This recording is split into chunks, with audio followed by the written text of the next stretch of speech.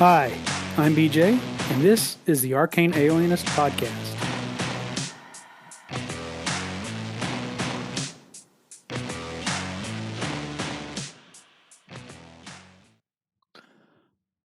Hello, everybody. Welcome to the Arcane Alienist Podcast. I've got some calls based on the last couple of full episodes. I know we're in the middle of RPG a day a month, and I'm doing short daily entries for those. But I've got some calls. I got one call about that, but mostly these are calls from my last full episodes on Tales of the Valiant and on the review Jason Connerly and I did of Deadpool and Wolverine. In fact, the first one is from Jason specifically about as a follow-up to our review. I hope you listened to that. If you didn't, I know, again, the sound quality on my end was pretty bad, and I really tried to clean it up and couldn't. So, maybe if you don't mind adjusting the volume or the settings on wherever you're listening, go ahead and go back and take a listen to it if you haven't already. I know it's also a long one, but I think we had a lot of fun, a very casual conversation about it. But this first call from Jason is about some afterthoughts after he kind of sat with our conversation a little bit and had some other thoughts. So, and after we get through these calls, I've got a second round of review for Tales of the Valiant. So stick around for that. But first, take it away, Jason. Hey, BJ, Jason here. Thank you for having me on to talk about Deadpool and Wolverine. You know, I've had another day to think about this, and I think I want to be a little more positive. I do think that there were less laughs per minute in this than the other two, and I think as far as opening sequences, I still prefer the original. I think that's my favorite opening sequence. Notice in this one, instead of the joke names, in the other two, they had joke names. They didn't even have the people's names in there. It had like some guy and some actor and things like that. Where here they had the real names in there in the opening credits. I guess that's a Disney thing. But when you look at it all in all, this is a good movie. And we both recommended it. But I think it actually sticks the landing at the end. I think it's a better ending maybe than either of the previous two, to be honest. So, yeah, I'm kind of reevaluating. I do think it's a pretty strong movie with the pathos part. You just have to accept it's not going to be as funny, and not all the jokes landed. Not all the jokes landed in the other two either, but there were so many more of the jokes that maybe that's what threw me off there a little bit. But all in all, you know, this is definitely still a strong one. It might be better than Deadpool. Nah, it's not better than Deadpool. I like Deadpool 2 a lot. I don't know. I'd have a hard time rating Deadpool movies because they're what they are. They're comedies. It's hard to rate comedies, but they're all pretty good. And again, I just wanted to say maybe I was a little harsh when we were talking about it, but I do really like it. And thinking about it, they did a really good job with it, all told. I really can't wait to see it at home. So, yeah, I see it again at home. So thank you again for having me on, and I will talk to you later. Hey, Jason, thanks for that call. Yeah, I think, I don't think your review of Deadpool was overly critical when we did it the first time, but I'm glad you're kind of coming around to it.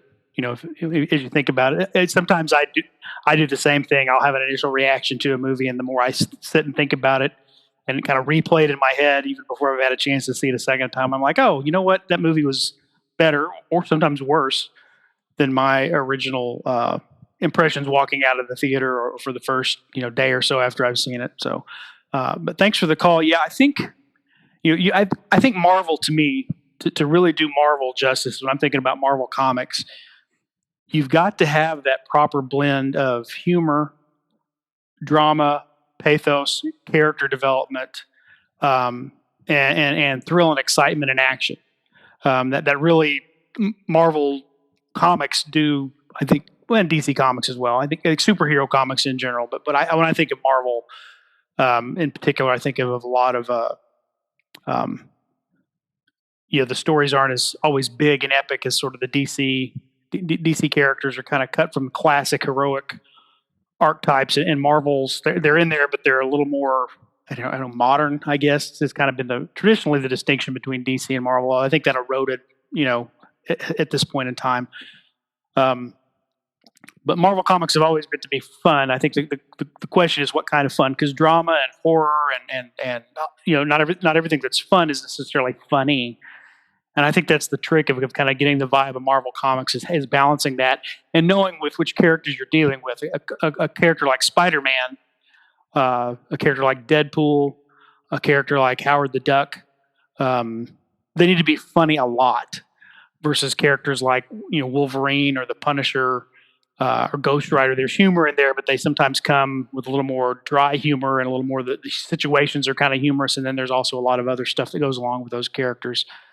And so trying to find that right mix of it, it's funny and there's enough humor and enough laughter, enough enjoyment with a character, versus there's also enough drama and pathos and those heart moments that tug at your heart, or you kind of go, wow.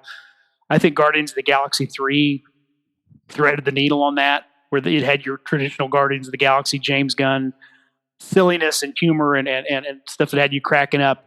And then they have these real heartfelt moments as you can kind of learn where these characters are going, particularly with the focus on Rocket in that one. And there was some for Star-Lord as well. I think,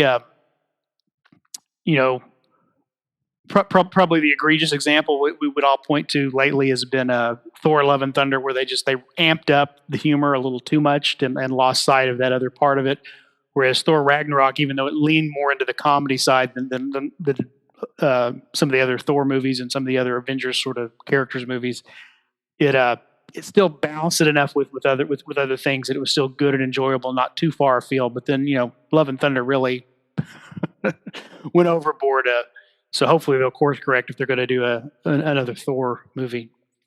Anyway, thanks for the call, Jason. I always enjoy talking about role playing games with you, but I also especially enjoy talking about superheroes and comic books, whether it's the comics themselves or their adaptations into movies and TV shows. So, all right, let's see. I have these files on my computer here that I'm going to drag in as I'm recording the episode. So I'm not sure who these next calls are. So we'll just pull one in and see who it is and see what's next. Here we go. Hey, BJ, just getting into your latest episode where you're responding to Pink Phantom's call about trolls and oozes being related, which I thought was a brilliant idea. And now you're wondering about how, because trolls are, their regeneration is turned off when they're hit with acid and fire, what happens? So I was thinking about it. Maybe the acid, if you hit a troll with too much acid, it reverts back into its ooze form. You don't actually destroy it with that. You can destroy a troll with fire, but if you use acid, because I don't like the fact that two things turn off the troll's regeneration ability. But yeah, so if you use acid a bunch, it turns into, all of a sudden, it's like a black pudding or a gelatinous cube or something. I think that would be fun. Anyway, back to the episode. Peace out. Thank you for the call, Joe. Everybody, that was, of course, Joe Richter of the Hindsightless podcast. So, yeah, I think that's a really cool idea. It's really, one of the things I'm missing about his Anchor, the last vestiges of Anchor fades away, is his ability for people to call and then the podcaster to respond and then somebody else calls.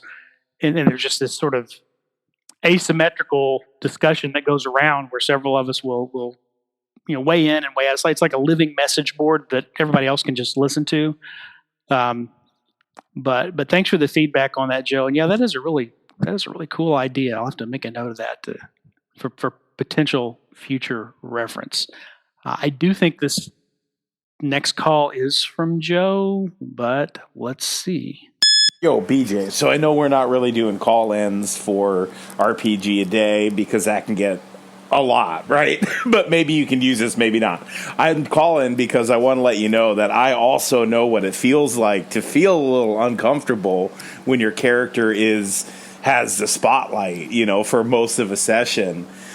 I don't know. What is that about us, right? Like, I've talked about it on my show before that I had a dungeon master who just really focused in on my one character and his backstory, and the backstory sort of became the main story for the whole campaign. And I was really uncomfortable with that. I was really uncomfortable. So I know exactly how you feel, man. Anyway, good stuff. Good start. Take it easy and peace out. Thank you for that call, Joe. Second call for this episode.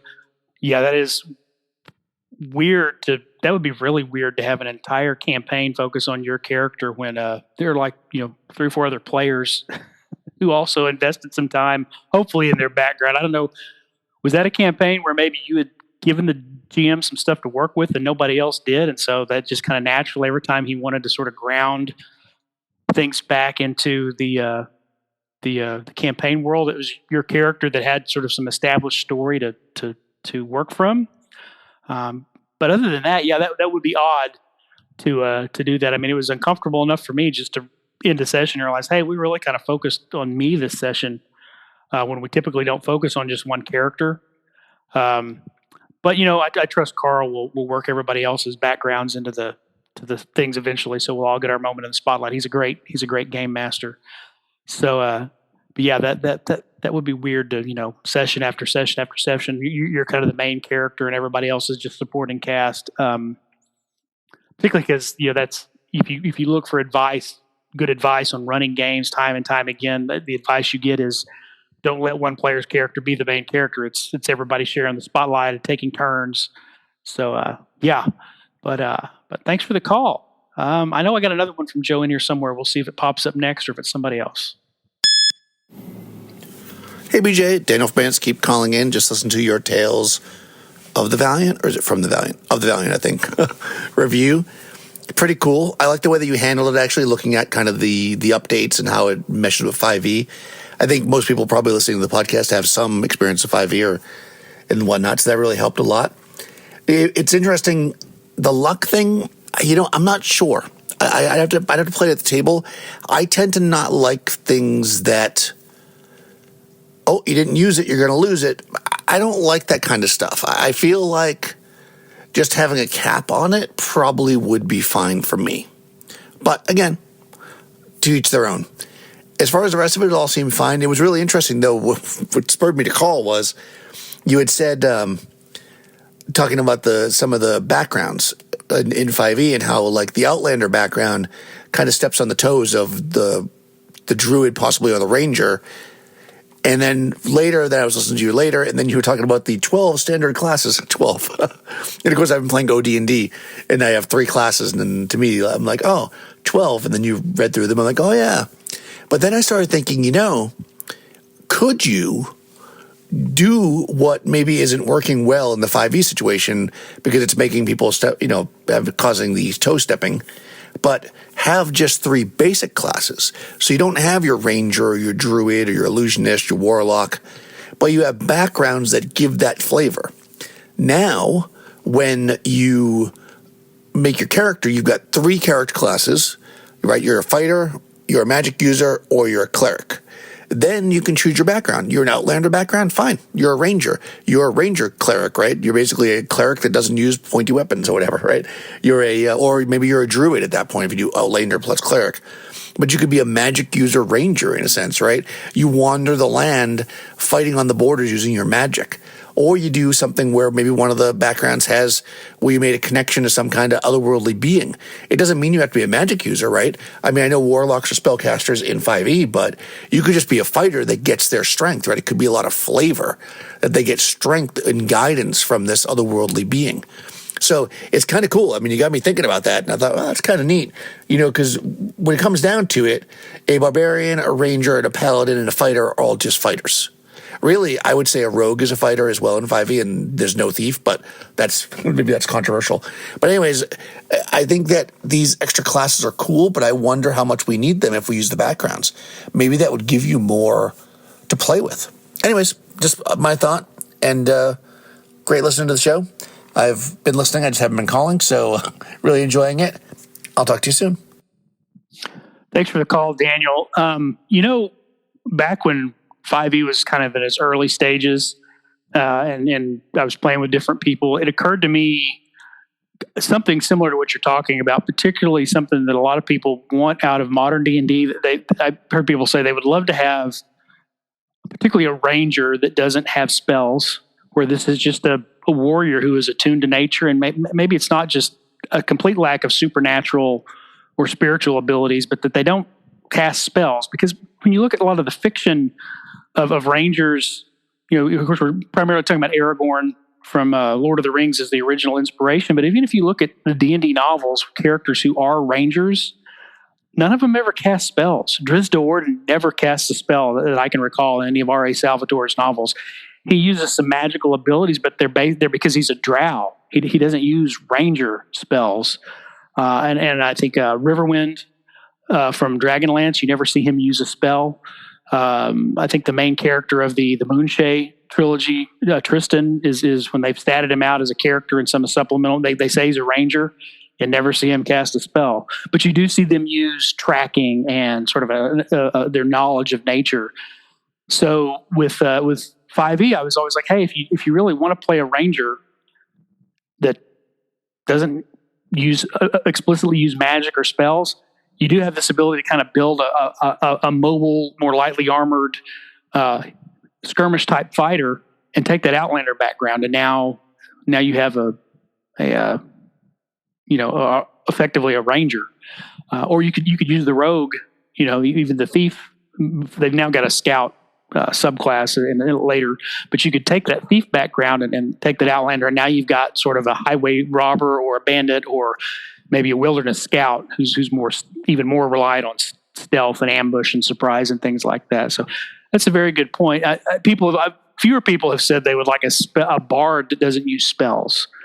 And the same thing, you could probably take a fighter or rogue in 5e and take the entertainer background, and now you've got someone who can play a musical instrument, and you can pick some skills around persuasion and performance and things like that, and create someone who's kind of a minstrel type character who isn't, say, a D&D style bard with spells, right? So yeah, I think that pairing of a background with to kind of give a theme to a class and using fewer classes. To your warlock, I think one of the places is interesting as warlocks are to me, and as fun as they are to play, I think it's sort of kind of like people complain when they introduced the thief to original D&D. They sort of created a niche that other people had just found other ways around. That before, if you wanted to be a thief, well, you play a fighter who is a professional thief. You don't have this niche protection. And now what do we do? Because only a thief can pick locks and sneak around, things like that. They sort of did the same thing to me with the warlock. Is that mechanically you've got an interesting set of character that does things a little differently than, say, just a wizard or magic user or a multi-class, fighter magic user. But now because they wanted to give it a specific theme with these sort of pacts with otherworldly beings, you sort of created a niche of now everybody who makes a deal with the devil has got to be a warlock. Well, no, I think you should be able to have fighters and clerics and other types of things who, well, I guess clerics are not a good example because they're making a different type of a connection with the deity. But you know what I mean? Making some sort of transactional pact with a demon, a devil, an eldritch being, an angel, or something like that. That's not actually a god. That sort of creates a niche where before that could just be thematic or flavorful for the way somebody else who has some sort of special abilities. Well, that's the pact they gave. I mean, even a fighter. You could have a fighter and just say, hey, this guy was, always a 98-pound weakling until he made a pact with some other being, and that's now why they have this great strength. And they didn't train from birth on how to use swords and armor. It just was sort of downloaded into their brain one day by this this creature magically, so that they could now be and that's part of their pact. And as long as they keep fulfilling obligations of that pact, they get to keep those abilities, right? I think that's something we also don't do with warlocks a lot of times in 5th edition, or the warlocks have been around since 3.5, but a lot of people never go back and role play the part of, well, you want another level of warlock? Well, what is your patron going to require you to do? I mean, with the devil, maybe ultimately it's just, hey, he gets your soul, when you finally die. But some of these other beings, I think to me it's more interesting to say, well, okay, I'll give you some secrets or fuel you up to the next level of power. But before you come back to me, or before this becomes permanent, here's something you need to do. I think a lot of people don't do that with their warlocks. Of course, a lot of people in 5e follow these sort of preordained or pre-written adventure paths that kind of stick you on a timetable to do things, and even though you're leveling up along the way, it'd be interesting to insert some little side quests into those for if you got somebody playing a warlock or somebody else who's made a pact for their abilities or their powers. Again, maybe it doesn't have to be a warlock.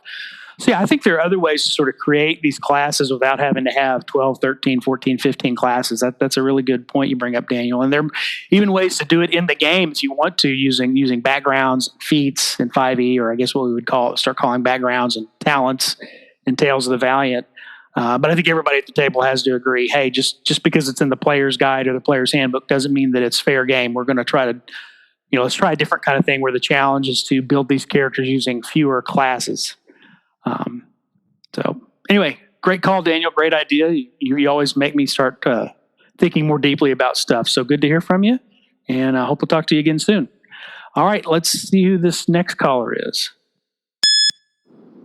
Hey, BJ, Jason here. So just listen to your Tales of Valiant review. I'm not a big fan of WotC D&D, to be honest. My favorite expression of WotC era D&D has got to be Dungeon Crawl Classics, which is built on the 3E chassis, or at least the skeleton. But yeah, not really my thing. But it sounds interesting. I'm playing a Pathfinder 1E game, as you know, run by Joe Richter. We're doing the Wrath of the Righteous adventure path. We're just getting ready to start, I think, the 4th book or 5th book, or I don't know, one of the books. 5th book, I think. And, it's fine. But all in all, not my thing. But the thing I want to call you about is you said I don't like metacurrency. So I wanted to get into that a little bit. I don't mind metacurrency. In fact, as a beer and pretzel social gamer, I'm not worried about all immersion all the time. That's not my gig. So for me, hey, metacurrencies are fine, but there are some things I don't like. I don't like the way 2D20 metacurrencies handcuff the GM. So metacurrencies that stop the GM from doing something they would otherwise normally be able to do, I don't like. The other thing I don't like are rerolls, because that, it's funny. I talk about not worrying about being immersed and player facing the whole, or, in players or character stance or whatever the word is, but, not always, in that in character as character kind of playing. But to me, rerolls pull me out because they're redos. So it means that there's not the tension in the die roll. Oh, I failed, but I have a reroll, so that other die roll just doesn't matter. That's not my thing. So I like metacurrency, but I like it to make you have a better chance to succeed. Like maybe you can roll with advantage the way you described that. Whatever the metacurrency for 5e is, the way that normally works. I forget what it's called now, but the way that normally works, where you say ahead of time when you're going to use it and then you roll with advantage. I like that, but I don't like the idea of you can do a reroll, because to me, when you roll those dice, that should be it.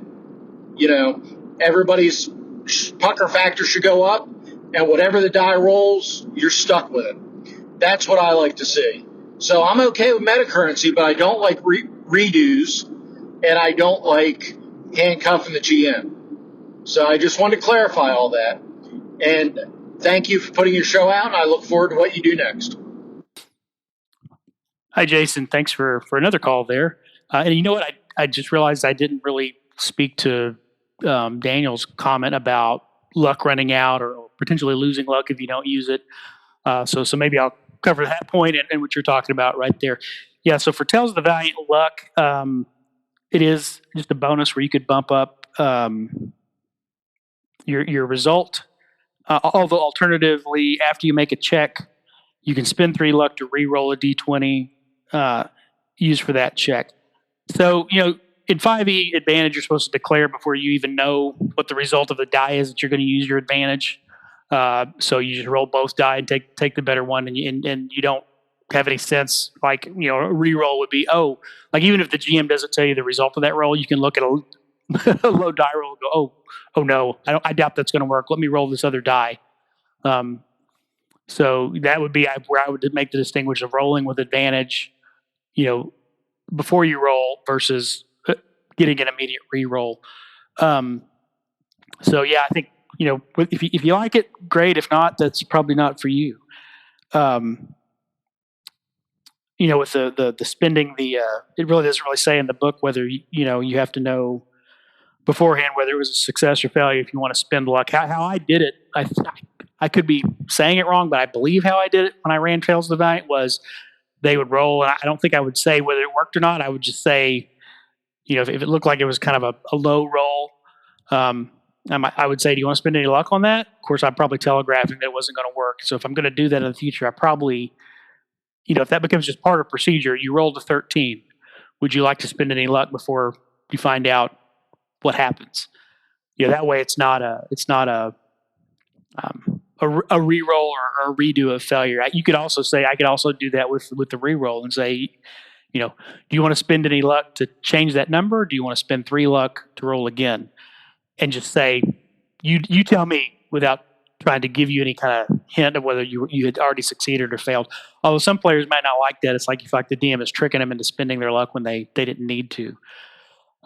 So I think it's just a preference thing. As what Daniel was talking about, not really liking that idea that it'll run out if you don't use it. I get where you're coming from on that, Daniel. I think in practice, I think that was, as I mentioned before, is kind of a solution to people just sitting on top of their inspiration until everybody just forgot it was there. And I do remember in running fourth edition when you would get action points, with some regularity, people weren't afraid to spend them because they knew that it was sooner or later I'm going to get another one. That's been my same sort of thing with hero points in Pathfinder 2e. I've observed as I played 2e.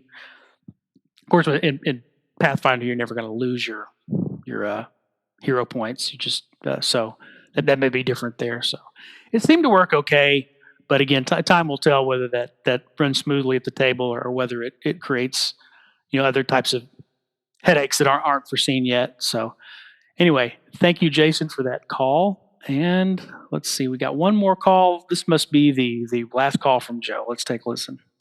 BJ, me again. Just finished listening to your latest episode.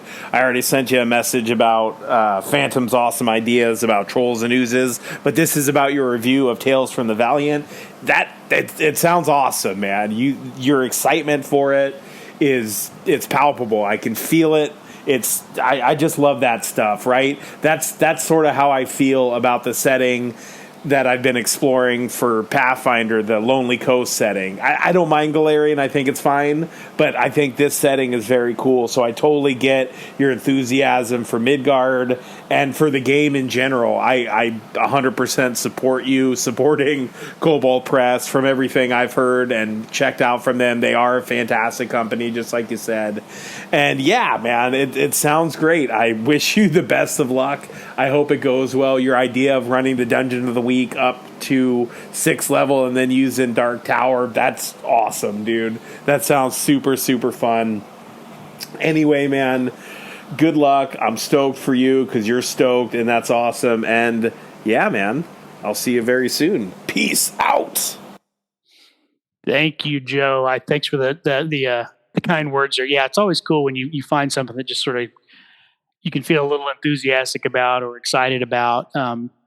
Whether that's you're excited for a little while or that excitement sustains for a long time. It's always, I think it's good for us to have things that pique our interest and get us excited and get us engaged with our hobbies and doing stuff with our friends and things like that. So we'll see how long Tales of the Valiant stays in my recurring rotation of games. So yeah, there's nothing like a good setting to really make you want to play the game, right? And when Joe says he'll see you soon, literally, I'm recording this on a Sunday, and this week I'm going to a conference in Seattle, and assuming that there are no other mishaps or anything, I actually will get to kind of hang out with Joe a little bit right before the conference starts and meet him face to face. So I really am looking forward to that.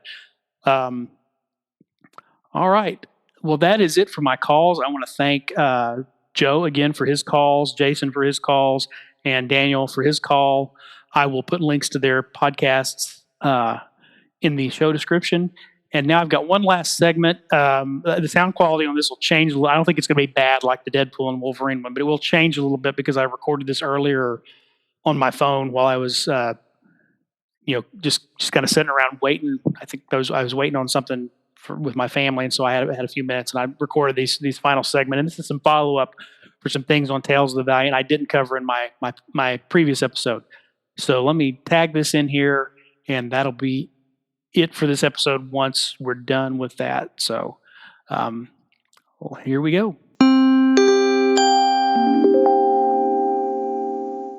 Hey, so the first review I did of Tales of the Valiant, of course, it wasn't a complete review. I gave my initial impressions and some broad scale overview, from in general about the game.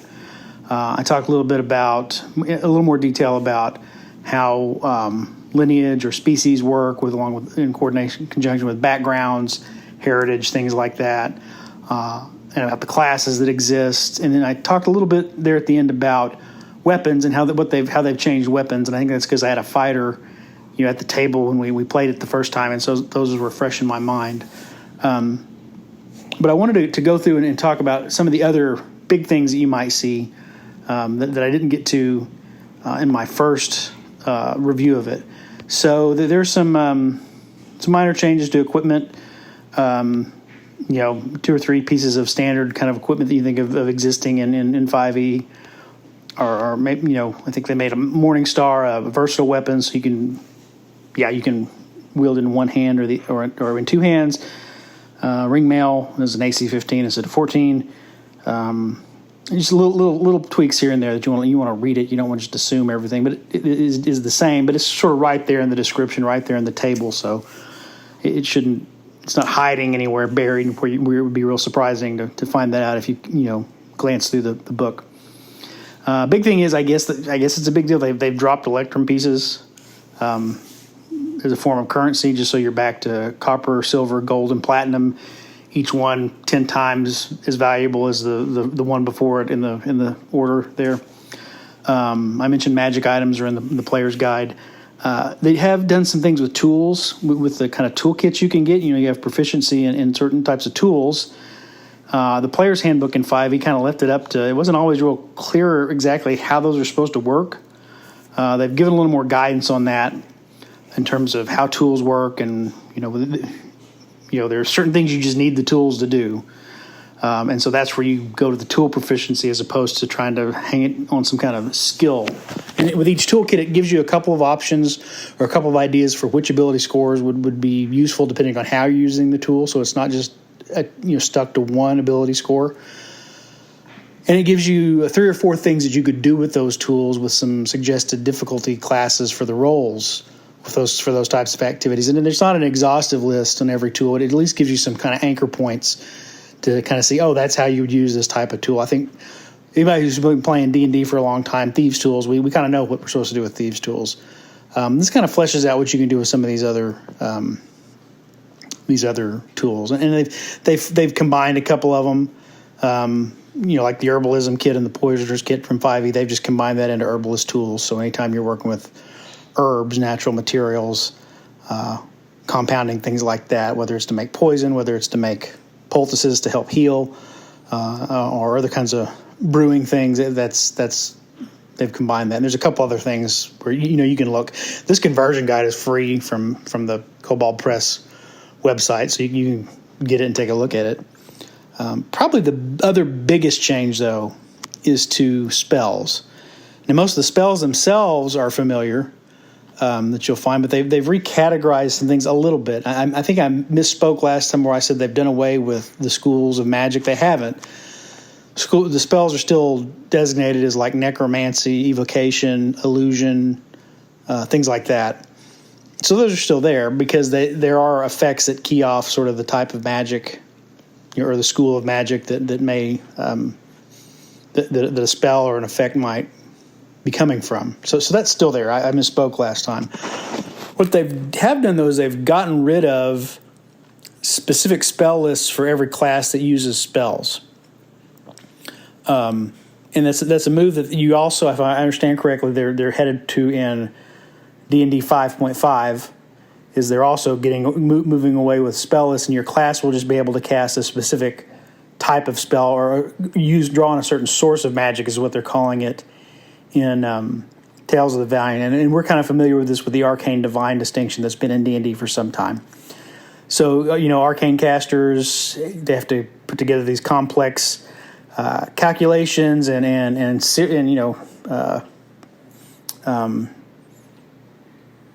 it's more of a philosophical academic exercise that wizards engage in to be able to kind of draw on the forces that sort of govern reality, and then they can kind of warp or change reality to their liking, but with their spells. Arcane, so wizards use arcane magic, sorcerers and bards use arcane magic. With the idea that with the sorcerer, they kind of instinctively know how to do this, whereas a wizard has to study. The sorcerer is almost like a savant that can just kind of knows how to do it just by kind of contemplating it and thinking about it and practicing a little bit, versus the wizard having to be trained very intensively to learn how to do this. But either way, they're doing the same thing when they're casting the spell, right? They're all the components and the gestures and the words, and they're drawn on these same fundamental forces of reality. And we have our again, familiar with the divine casters, and so divine casters are going to be clerics and paladins. So you don't have a paladin spell list, you don't have a cleric spell list. They can draw from the same broad list of divine spells. And like with the arcane ones, sorcerers, bards, and wizards don't have separate lists. They can draw from the arcane. I think when the mechanist also, if you pick the mechanist subclass that leans into starting to learn how to infuse spells into items, you're drawing on that arcane spell list. So divine casters draw power on the connectivity between beings, typically between themselves and a deity, but it can be other things as well. And it gives some examples of kind of what divine magic does. Interacts with another creature's life force to heal or harm, harnesses radiant or necrotic energy, specifies interaction with a deity, or includes, faith in the way it works. And then you have a primordial spell list, and these are things that before would have been specific to druids and rangers. So druids and rangers can draw from, in 5e would be druids and rangers. In Tales of the Valiant, they can draw from this spell list, and this really focuses on the power of primal energies of nature. It's defined on by how casters interact with those natural forces. So, primordial magic will alter, enhance a creature's biological characteristics, creates some sort of interaction with an animal or a plant, replicates an effect that could possibly occur as part of a natural phenomenon like the weather. So that's primordial magic. And then we have weird magic, W-Y-R-D, weird. Weird magic draws power from the forces that dwell beyond material reality. The use of weird magic requires a caster to become a conduit for that energy. And the material anchor that calls, and the caster is now a material anchor that calls unnatural energy into the world. So everything else is sort of natural, a part of sort of maybe the mortal world, or the connection of the mortal world to the spiritual world. Weird magic is like doing stuff that's not supposed to happen. You're not going with the flow of reality or nature or spiritual energy. You're doing something that's not supposed to happen, right?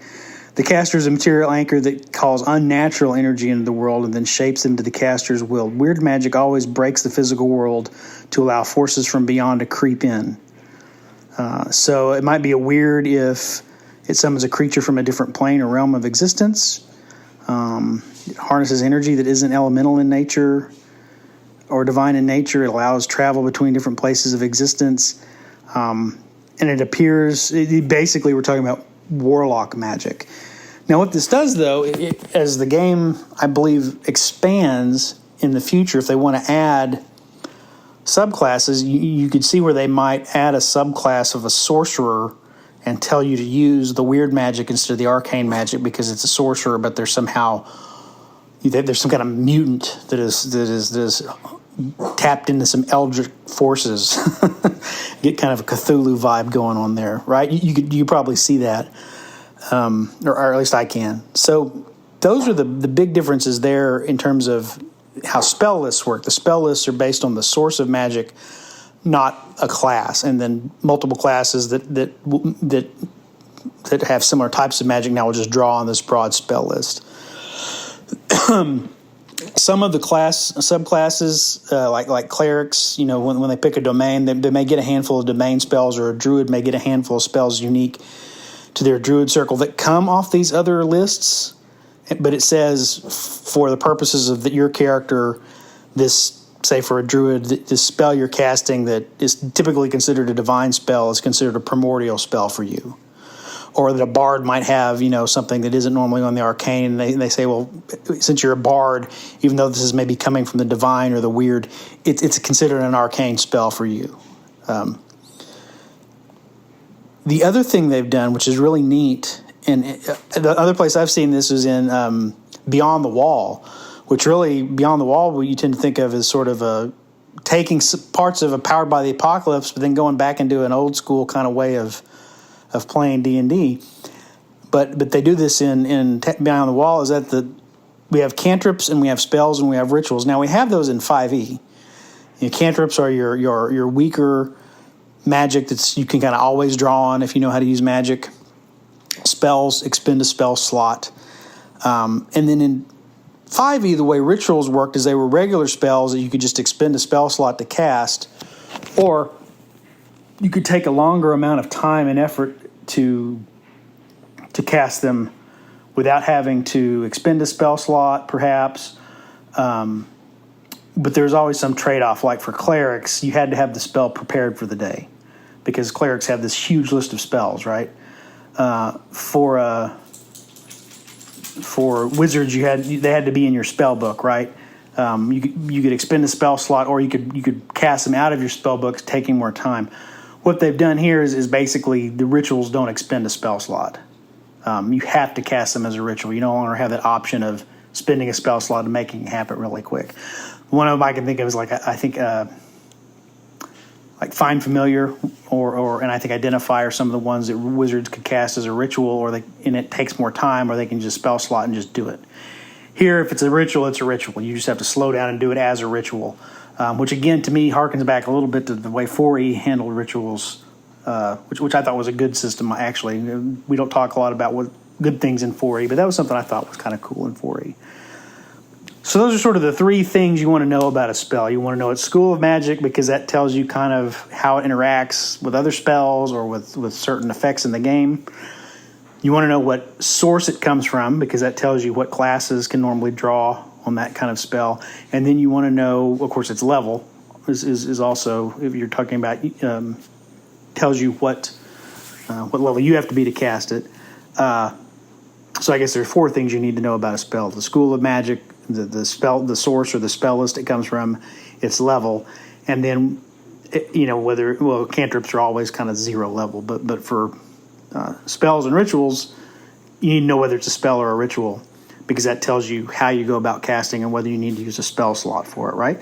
So I think that's a pretty robust. And the other thing is they've gotten rid of the convention of calling them spell levels. Now they're spell circles. So to try to avoid some of that confusion of class level and spell level.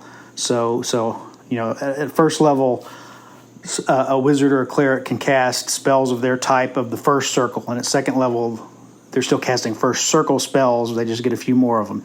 At third level, now they get to that second spell circle. So that's something they've added. Whether that's meaningful or useful, I don't know, but at least it's an attempt to sort of change the language up to avoid some of that confusion for newer players. So that's magic. I'm trying to think if there's anything different on monsters. That I kind of mentioned last time with monsters. Some of the changes that they've made. I think the big thing, of course, you remove. If you want to compare it to 5e, or if you want to take something from a 5e source and put it in Tales of the Valiant, you take away the alignment. You make sure you adjust any of the tags or descriptions, whether it's an animal or an outsider or a shape change, shape changer, those kinds of types and subtypes. You want to tag the monster with the correct things there. Was there anything else on that? Nope, I think that's it. That's the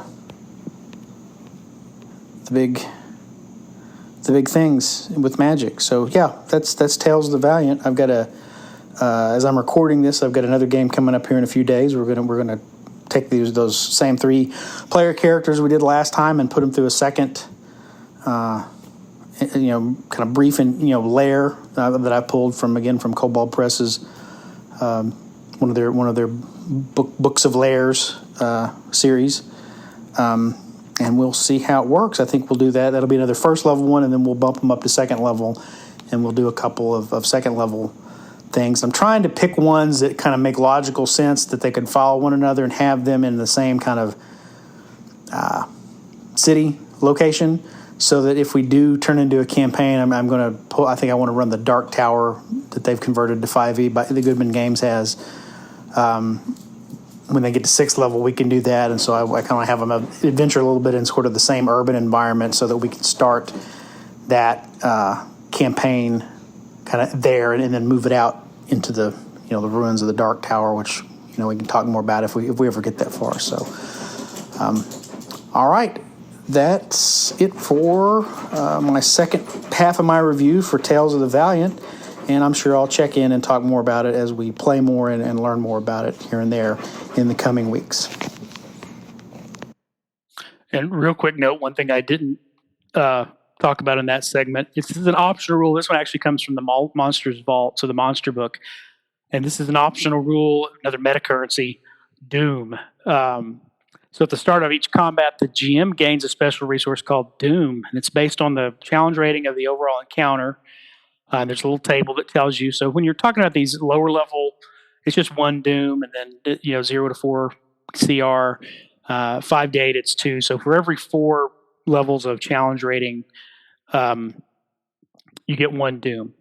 And so here's what the GM can do with their Doom. They can give the creature advantage on an attack roll. They can force a disadvantage on a PC for a saving throw. Or once per encounter, they can refresh, recharge, or otherwise one additional use of a limited use feature the monster might have, like a dragon's breath weapon, or a creature's legendary resistance, or a spell that they may have that they've already expended, so they can use a Doom to gain one more use of that spent resource. And I kind of talked to my group that's playing in this, and Carl felt that was kind of maybe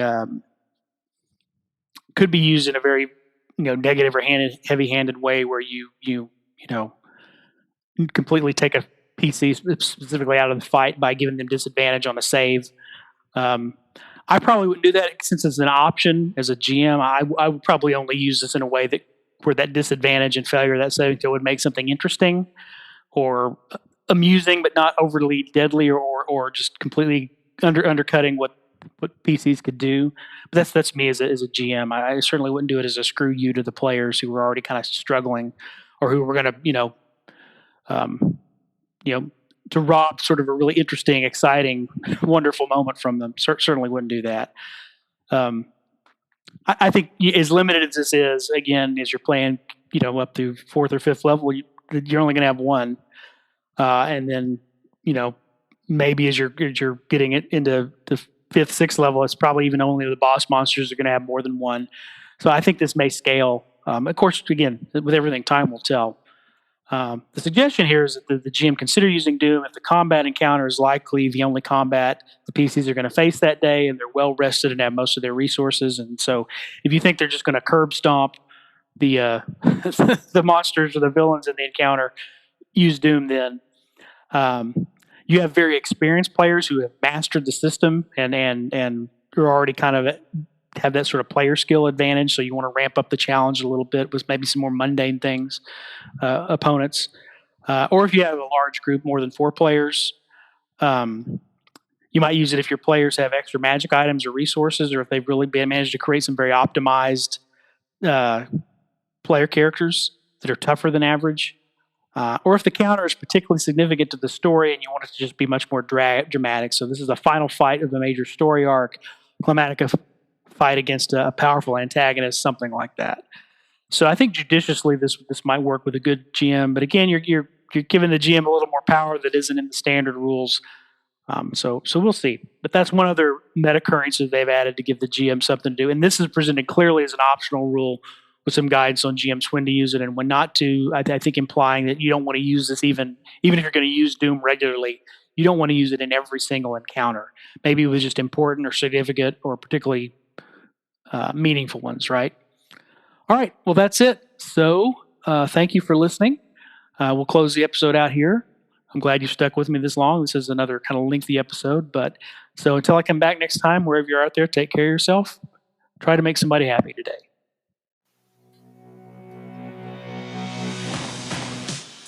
Thanks for listening to the Arcane Alienist podcast. The music you're hearing is Come and Get It by Scott Holmes Music. The cover art is by Dave Bone. Be sure to check out his stuff at ironseer.com. You can leave me a message. I have my SpeakPipe account linked to the show description. You can also send me an email at arcane.alienist@gmail.com. Just embed a voice memo, or I'll just read the text to your email during a future episode. Once again, thanks so much for listening.